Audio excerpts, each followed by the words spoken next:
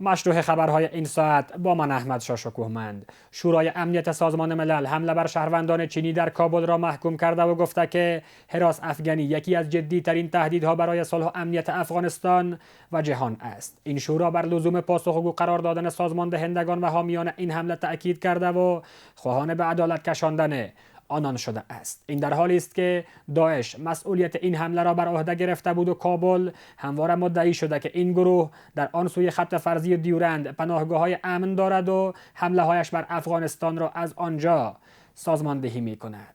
شرح بیشتر با اسماعیل سادات. پاکستان کشور است که نامش با هراس افغانی گره خورده و با عنوان حامی هراس افغانان در منطقه و جهان شناخته می شود. در این میان افغانستان بیشتر از هر کشور دیگر از این رویکرد هراس افغان پرور پاکستان متضرر شده و شاهد رویدادهای ضد امنیتی در کشور بوده است. بیشتر حمله های هراس افغانانه که در افغانستان رخ داده مسئولیت آن را داعش بر عهده گرفته. از حمله بر مقام های امارت اسلامی تا آخرین رویداد هراس افغانانه 2 روز پیش در قلب شهر کابل بر شهروندان چینی و افغان. شورای امنیت سازمان ملل حمله بر شهروندان چینی در کابل را محکوم کرده و گفته که هراس افغانی یکی از جدی‌ترین تهدید برای صلح و امنیت افغانستان و جهان است. این شورا بر لزوم پاسخگو قرار دادن سازمان دهندگان و حامیان این حمله تاکید کرده و خواهان به عدالت کشاندن آنان شده است. سازمان ملل متحد مطابق فصل 7 منشور خود می‌توانند که بعضی حادثات یا تهدیدات یا خطراتی که علیه بشر می باشه و صلح و امنیت جهانی را تهدید میکنند مانند هراس افغانی و انفجارات و حادثات بررسی کنند، هیئت بفرستن با هماهنگی کشور مربوطه. بعد از او در این مورد باید اقدام کنند و عاملین ازیا را باید به محکمه بین‌المللی عدالت معرفی کنند. داعش مسئولیت این حمله را بر عهده گرفته و کابل همواره گفته که این گروه در آن سوی خط فرضی دیورند پناهگاه‌های امن دارد و حمله هایش بر افغانستان را از آنجا سازماندهی می کند. با آنکه افراد دستگیر شده گروه داعش توسط امارت اسلامی بارها گفتند که در خاک پاکستان آموزش دیده و تجهیز شدند، مگر پاکستان از این ادعاها شانه خالی کرده و انگشت انتقاد به سوی کابل بلند کرده است. قربانی چنین پروگرام‌های تروریستی سازمانده شده استخبارات پاکستان است که ما 45 سال در این جنگ و در این بدبختی و در این ترور و انفجار ملت افغانستان به میلیون ها کشته شده و این جنگ بلکه دوام داره با شکل مختلف، با اشکال مختلف، با شعارهای مختلف، با بیرقهای مختلف. همزمان با این و به دنبال سیاست‌های دورنگ اسلام آباد در قبال افغانستان و جهان، رسانه‌های پاکستانی به نقل از مقام‌های حکومتی آن کشور گزارش دادند که اسلام آباد به گونه رسمی دعوتنامه عضویت در شورای صلح غزه را دریافت کرده و آن را پذیرفته است. این رسانه‌ها تصریح کردند که بر اساس این تصمیم پاکستان نیروهای نظامی خود را نیز به غزه اعزام خواهد کرد. این اقدام پاکستان با محکومیت و واکنش‌های تند داخلی در آن کشور نیز روبرو شده است. آگاهان سیاسی این کار پاکستان را همسویی با آمریکا و اسرائیل دانسته و اسلام آباد را به نادیده گرفتن ارزش‌های اسلامی به ویژه ارزش‌های مردم غزه متهم می‌کنند. عضویت حکومت پروژه‌ای و غلام پاکستان در شورای صلح غزه و ایستاد شدن آنها در پهلوی ایالات متحده آمریکا، اسرائیل و سایر کشورهای غربی در مقابل مردم بیگناه فلسطین بخصوص غزه موضوع جدیدی نبوده، چون پاکستان از طرف انگلستان تشکیل شده به خاطر اهداف استراتژیک و دوراندیش آنها و همه کشورهای غربی. این در حال است که کابل پس از دیر زمان شاهد یک رویداد ضد امنیتی و هراس افغانانه بر یک رستوران در منطقه شهر نو بود که در نتیجه آن 7 تن به شمول یک شهروند چینی جان باختند و مسئولیت آن را داعش بر عهده گرفت. بارش نخستین برف پس از هفته‌ها سرمای خشک چهره شهر را سفیدپوش و هوای کابل را زمستانی تر ساخته است. بر اساس گزارش‌ها میزان بارش برف در برخی از ولایت‌ها متوسط تا سنگین گزارش شده و احتمال ادامه آن تا روزهای آینده نیز وجود دارد. در همین حال بیشتر مسیرها به ویژه شاهراه سالنگ به دلیل بارش سنگین برف بر روی رفت و آمد مسدود شده اند. بلال آریان جزئیات بیشتر. کابل به زر باشد به برف نه، این گفتاورد معروف کابلیان است. میگه کابل به زر باشه و به برف نه. با آغاز بارش برف از نخستین ساعتهای بامداد شهر زیر لایه از سپیدی آرام گرفت. گویا زمستان به آرامی قدم گذاشته و حال و هوای تازه به کوچه‌های شهر بخشیده است. بارش برف چهره زمستان را به گونه جدی‌تر به کابل آورده و همزمان با این باشندگان کابل با استقبال از نخستین برف سال ابراز خرسندی کردند و میگویند بارش برف سبب افزایش منابع آبی و بهبود در وضعیت زراعت در کشور می‌گردد. ډېر خوشاله ما چې نن واوره ورېدلې ده په کابل کې، نو ډېر وخت بعد څخه واوره وشوه او دا د خوشحالۍ لپاره یو ګټور تمامیږي. همزمان با این برخی دیگر از فقر و بیکاری سخن میزنند و میگویند مردم توان خرید مواد سوخت را ندارند.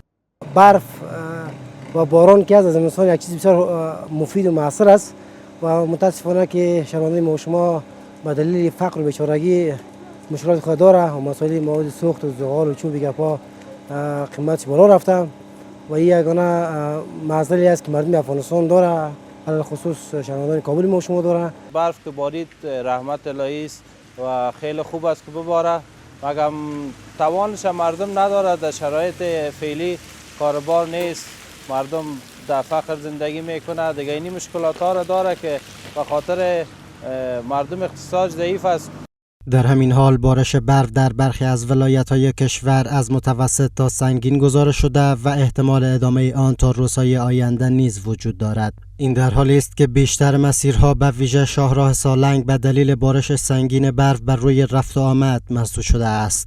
په سالنګونو کې د شوبان المعظم د دویمې نیټې له سهار څخه تر دا مهاله د دوامداره تیز اورښت له طوفان سره مل جریان لري چې له امله یا د لویه لاره د ترافیک پر مخ موقتا تړل شوې ده.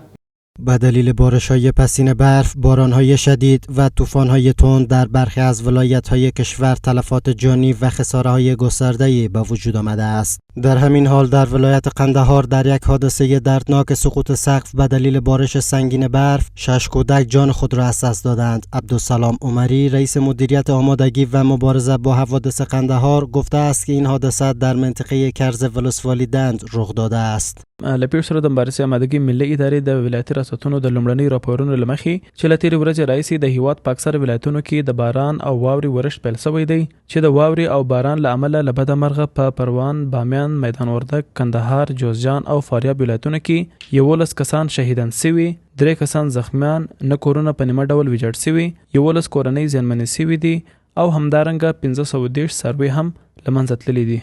در سوی دیگر دفتر مطبوعاتی فرماندهی امنیه ولایت میدان وردک در اطلاعیه‌ای گفته است که جاده کابل قندهار در بخش‌های گوناگون این ولایت به دلیل باد شدید و بارش مداوم برف تا اطلاع ثانوی برای هر گونه رفت آمد مسدود شده است. با این همه مسئولان شهری از آماده باش تیم‌های خدماتی برای پاککاری سرک‌ها خبر می‌دهند و از مردم می‌خواهند نکات ایمنی را رعایت کنند. از نخستین ساعت‌های بامداد دانه‌های سپید برف از آسمان کابل آرام آرام فرو آمدند و شهر را به سکوت دلنشین فرو برد. برفی که نه تنها بام‌ها و سرک‌ها را سفید پوش ساخت، لحظه دل‌های خسته شهروندان را نیز آرام ساخت. بلال آریان، تلویزیون 1 کابل. همزمان با گذشت بیش از 3 ماه از بسته ماندن گذرگاه‌های بازرگانی میان افغانستان و پاکستان، فشارها بر مهاجران افغان در آن کشور نیز شدت یافته و تنها روز گذشته 514 تن از پاکستان به کشور بازگردانده شده اند. با این حال امارت اسلامی فشار بر مهاجران افغان و بسته ماندن گذرگاه‌های تجاری میان دو کشور را خلاف اصول بین المللی دانسته و تصریح کرده که پاکستان از این موردها به عنوان ابزار فشار بر حکومت افغانستان استفاده می کند. سلیمان اکبری، جزئیات بیشتر. در حالی که روابط سیاسی افغانستان و پاکستان به تیرگی گراییده و شکنندگی قابل توجهی را تجربه می کند، شهروندان افغان که سالهای طولانی بار مهاجرت در دیار همسایه را بر دوش می کشند، در اوج تنش‌ها و اظهار نظرهای مقام‌های دو طرف روزگار سخت را می گذرانند. تنها روز گذشته 590 خانواده به گونه اجباری از ایران و پاکستان به افغانستان بازگردانده شدند و وزارت مهاجرین و عودت کنندگان می گوید که 123 مهاجر افغانستان از زندانهای پاکستان آزاد شدند. برای رفع نگرانی مهاجران در این زمینه ایجاد یک راه حل پایداری در همکاری‌های بیشتر در بهبود وضعیت امروز مهاجران در این فصل زمستان نیاز فوری این کشورها است و همچنین سازمان‌های بین‌المللی باید توجه بیشتری به حق حقوق مهاجران در کشورهای میزبان مهاجرت جمله. با این حال گذرگاه‌های بازرگانی میان دو کشور نیز بیش از 3 ماه می شود که برای عبور کالاهای صادراتی بسته باقی مانده است، موردی که سبب شده تا بازرگانان دو سوی خط فرضی دیورند زیانهای مالی شدید را متقبل شوند. مقام‌های پاکستانی دلیل مسدود ماندن گذرگاه‌های بازرگانی را حمایت از گروه‌های مخالف حکومت آن کشور از سوی افغانستان دانسته است، موردی که بارها و به شدت از سوی امارت اسلامی رد شده و مسدود ماندن گذرگاه‌ها و افزایش فشار بر مهاجران افغان در آن کشور را خلاف اصول بین المللی دانستند. د لارو بندول او پر مهاجرینو فشارونه دا هغه څه دي چې د اصولو او ټولو نړیوالو نورمونو خلاف کار ده. اسلامي امارت هیڅکله هم د دواړو هیوادونو ترمنځ مشکل نه ده غوښتی، دا چې تجاوز هم د دوی لخوا سوی ده او لاره هم د دوی له اړخه تړل سوې ده، دا د دوی خپل مسؤلیت ده. افغانان له چا سره هم ترینګلې اړیکې نه غواړي. آقای فطرت همچنان افزوده که پاکستان از مسدود ماندن گذرگاه‌ها و موضوع مهاجران به عنوان اهرم فشار بر حکومت افغانستان استفاده می کند و این مورد راه به جای نخواهد برد. د ټولو هغو ستونزو مسؤلیت پاکستان ته ورګرځي چې په وروستیو څو میاشتو کې رامنځته شوي. متاسفانه چې پاکستان له تجارتي لارو او مهاجرینو د فشار د وسیلې په توګه کار اخیستی چې دا کار د دوی لپاره هیڅ ځای نه نیسي او بې ګټې دی. این در حال است که کمیته اتحادیه اروپا 126 میلیون دلار را برای مقابله با بحران‌های انسانی و بحران مهاجرت به افغانستان، پاکستان و ایران اختصاص داده است. پیش از این سازمان بین المللی مهاجرت اعلام کرده بود که میزان بیجا شدگان در سراسر جهان تا پایان سال میلادی به 136 میلیون تن خواهد رسید. امروز برای نخستین بار در زمستان سال جاری بغلان شاهد بارش برف بود. بارش این برف امید تازه‌ای در دل کشاورزان و باشندگان این ولایت ایجاد کرده است. باشندگان شهر پلخمری میگویند در پی خشکسالی‌های پسین این برف میتواند نویدبخش سالی پربار برای زراعت و تقویت منابع آبی باشد. اما در کنار این خوشبینی‌ها افزایش بهای مواد گرمایشی و خوراکی نگرانی برخی خانواده‌ها را برانگیخته و آنان خواستار حمایت از نیازمندان در فصل زمستان شده اند. در این گزارش خوشبینی ها از بارش نخستین برف در سال جاری در ولایت بغلان. ریزش نخستین برف در سال جاری در شهر پلخمری مرکز ولایت بغلان این شهر را این گونه سفید پوش کرده و بار دیگر امید را در دل کشاورزان و باشندگان این ولایت زنده کرده است. باشندگان میگویند خشکسالی های پی در پی در سالهای پسین خساره های جدی به بخش زراعت وارد کرده بود و بارش نخستین برف امسال نوید یک سال پربار و سرسبز را می دهد. شماری از باشندگان برف و باران را برای تغذیه منابع آبی و کشاورزی مفید دانسته و از مردم خواسته اند در زمینه ذخیره سازی برف توجه جدی داشته باشند. ما از الله متعال بسیار سپاسگزار هستیم اولا از اینکه برف یک نعمت بسیار بزرگ است که الله متعال برای ما شما عطا فرموده و دوم از این خصوصا در کشور عزیز ما افغانستان که دیگه اولا برای زیاد شدن آب و دوما برای زراعت بسیار مفید است در کشور ما. حالا بسیار خوشحال هستیم که از خودش یک نعمت پروردگار است. در برفا که از بارانا آبیاری زیاد میشه، زیاد میشه و زمیندارا و کشت و زراعت و کل چیز مفید داره دیگه. آب بسیار برای دهقان‌های ما شما مثلا در سرحدها بسیار مفید است، بر کشت و زراعت، بر دهقان‌ها مثلا به آبیاری‌ها کمک میکند، به سرمنشای که مثلا که چقدر مثلا آب تولید میکند، به نبودن آب مردم دچار خشکسالی میباشه و غیره مشکلات‌های اقتصادی میشوند مردم. با این حال بارش برف برای برخی خانواده ها خوشایند نیست. تعدادی از باشندگان از افزایش بهای مواد گرمایشی و خوراکی گلایه داشته و خواستار حمایت از افراد نیازمند در فصل زمستان شدند. برف است، هوا سرد است، نیازمندای بیچاره و بیکاری هم زیاد است، مردم غریب و فقیر زیاد است، زمستان سرد است، ماجرا زیاد آمده و از حکومت همی تقاضای ما است که سر مردم غریب بیچاره نظرشان باشه. دارگی که داره، فقط اگر میخواین خدا را خوش کنه بندش خوش باشد دمی غریب بیچاره رسیدگی کنه. در خانه زمستان در خانه های بعضیش بوری عمالی باور داری که یک چوبی گویر نزنه آتیش بزنه، میای یک کیلو نان خشک از بازار میخره میبره در خانهش تر میکند او میخوره. خواهش من یه نمیست. این در حالی است که شاهرای سالنگ همچنان برای هر نوع رفت و آمد بسته است و ریزش برف سبب مسدود شدن مسیرهای دشوارگذر در شماری از ولایت‌ها و ولسوالی‌های کشور شده و چالش جدی را برای باشندگان به وجود آورده است.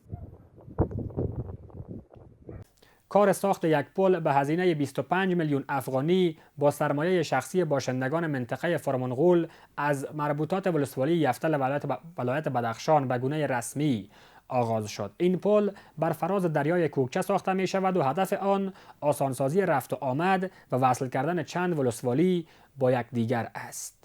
در این گزارش جزئیات بیشتر. کار ساخت یک پل به هزینه 25 میلیون افغانی با سرمایه شخصی باشندگان منطقه فرغمول از مربوطات ولسوالی یفتل ولایت بدخشان به گونه رسمی آغاز شد. این پل بر فراز دریای کوکچه ساخته می شود و هدف آن آسانسازی رفت و آمد و وصل کردن چند ولسوالی با یکدیگر است. به هزینه 25 میلیون افغانی اولا توسط مردم با غیرت همی چند دکده که در اینجا هستن توسط اینای ما همیشه تمویل میشد، اما با شفقت والی صاحب محترم، والی بزرگوار ولایت بدخشان هیچ شد وعده داده شد که بودجهش توسط اونا انشالله تمویل میشه. باز هم انشالله امید است که با تأسیس پل اینجا تقریبا 10 قریه ما مستفید میشه و از این پل مترو که چالش مشکلی داشتن. شما میبینین که اینجا با کشتی ها و چیزا مردم تیر میشتن. باشندگان منطقه فرغمول با ابراز خرسندی از آغاز این پروژه میگویند که نبود یک پل معیاری بر فراز دریای کوکچه در گذشته مشکلات جدی برای مردم ایجاد کرده بود و حتی از آنان قربانی گرفته است. هزارها حادثه در رابطه با همین دریا شده است که ما خودمان هم میفهمیم. چندین مراتب شاگردای ما در همین دریا غرق شدند. فعلا یک باعثه یا یک مثلا پولی در اینجا آمده توسط مردم از جناب محترم والی صاحب آمدن این را دیدن کردن. یک چندین زنکایی که با ارتباط زایمان بود اونا در فیض‌آباد نقل داده نتونستیم ارتباطی از اینکه چندین زنک اینجا شهید شد و مردم با مشکلات‌های گوناگون گرفتار بود. باشندگان محل از حکومت می‌خواهند تا در بخش اجرای پروژه‌های انکشافی با آنان همکاری کنند. به همین ترتیب رسیدیم به پایان مجموع خبرهای ساعت 10 شب از تلویزیون جهانی 1. از توجه و همراهی شما سپاسگزار. وقتتان بخیر و خدا نگهدار.